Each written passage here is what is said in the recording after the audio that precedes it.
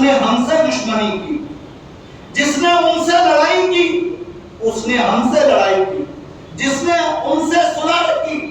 وہ ہم سے انہوں نے صلح رکھی، اور جس نے ان کو غضبناک کیا اس نے ہم کو غضبناک کیا، اور جس نے ہمیں غضبناک کیا اس نے خدا کو غضبناک کیا، اور جو خدا کو غضبناک کیا اس کا ٹھکانہ دوزخ ہے۔ اللہ کے نبی صلی اللہ علیہ وسلم۔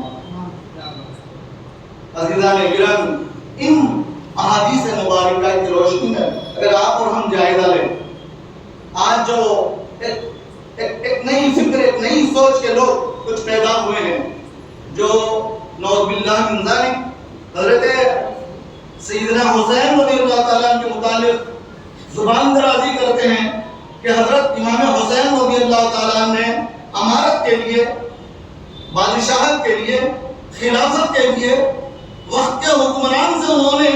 بغاوت کی، نعوذ باللہ من ذالک، جبکہ خلیفۃ المسلمین بننے کے لیے جو معیار تھا، جو پیمانہ تھا، اس پیمانے پر کہیں بھی یزید ٹک نہیں سکتا تھا۔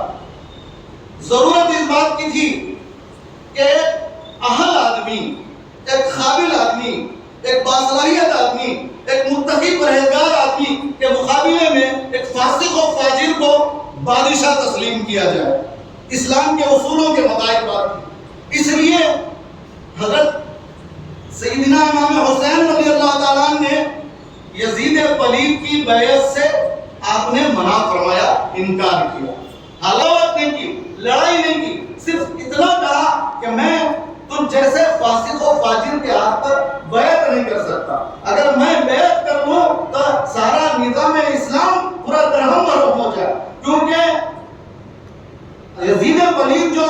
وقت کا حاکم بنا ہوا تھا، اسلامی اصولوں کی دھجیاں اڑاتے ہوئے محرمات سے نکاح کو جائز قرار دے رہا تھا، شرابی تھا، نمازی نہیں تھا، اور بہت سے غیر اسلامی فسق و فجور اس کے اندر موجود تھے۔ اگر سیدنا امام حسین رضی اللہ تعالیٰ نے اس کے ہاتھ پر بیعت کرتے تو یزید پلید کی جتنی عمل تھے، جتنے اس کے غیر اسلامی اصول تھے، ان سب کو جواز مل جاتا کہ یہ جو یزید پلید جو کچھ کر رہا ہے وہ سچ کر رہا ہے، صحیح کر رہا ہے، کیونکہ امام حسین جیسے نبی کے نواسے نے ان کے ہاتھ پر بیعت کی ہے،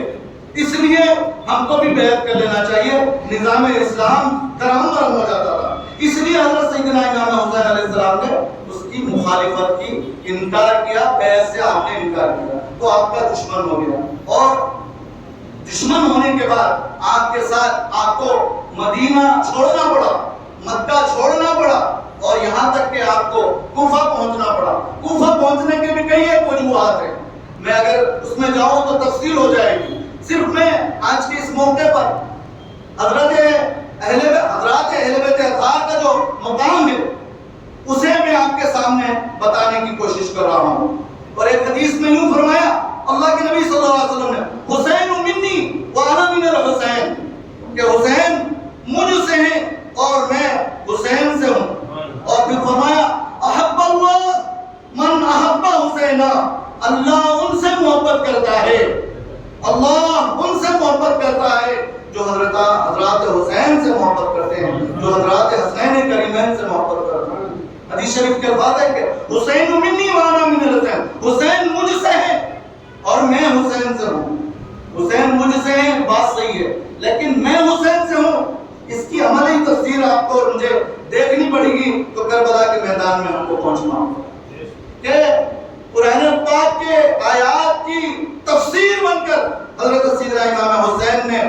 اللہ تبارک و تعالیٰ کے اس دین کو بچانے کے، نبی رحمت صلی اللہ علیہ وسلم اپنے نانا جان کے دین کو بچانے کی خاطر اپنا کنبہ قربان کر دیا، اپنے چھوٹے چھوٹے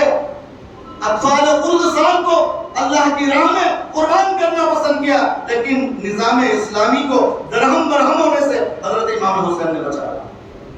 محترم حاضرین، فرماتے ہیں کہ احب اللہ،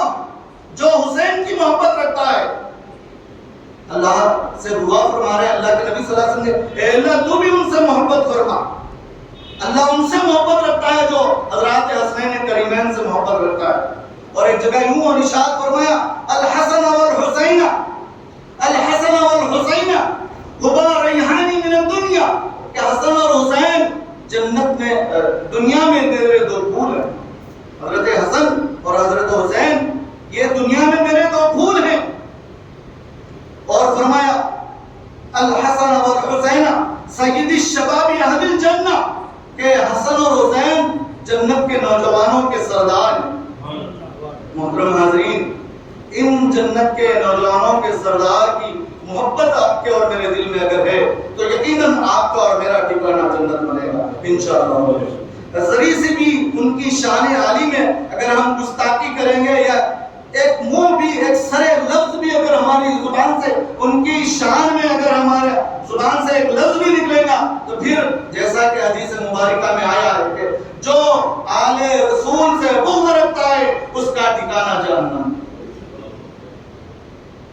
ایک جگہ یوں ارشاد فرمایا فاطمہ بضعۃ منی، کہ فاطمہ میرے بدن کا ٹکڑا ہے. من اذاہا فقد اذانی، کہ جس نے اس کو ایذا پہنچائی، جس نے اس کو تکلیف پہنچائی گویا اس نے مجھے تکلیف پہنچائی. محترم حاضرین، جو فاطمہ کو تکلیف پہنچائیں گے رضی اللہ عنہ، جو حضور اکرم صلی اللہ علیہ وسلم کے تکلیف پہنچائیں گے اور پھر یہ خیال کریں گے کہ ہم دین پر قائم ہیں، اسلام پر قائم ہیں اور ہم جنتی راستے کی طرف جا رہے ہیں، یہ دو چیزیں ایک ساتھ نہیں ہو سکتی. کیونکہ جو حسین کو